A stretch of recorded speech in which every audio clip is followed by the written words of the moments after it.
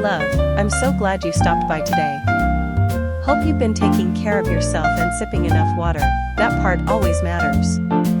If you ever want to see a little more of my daily life or just chat with me one-on-one, there's a link in the description waiting for you.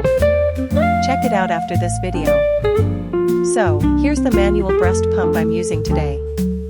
I really like this one. It's light, soft, and easy to hold. Nothing too complicated, just simple and effective.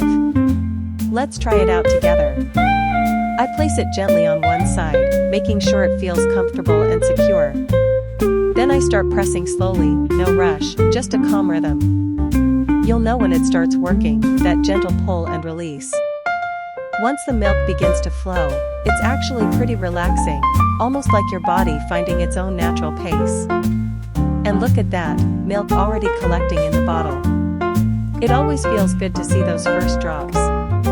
Every bit counts, and it's such a nice reminder that your body is doing something incredible.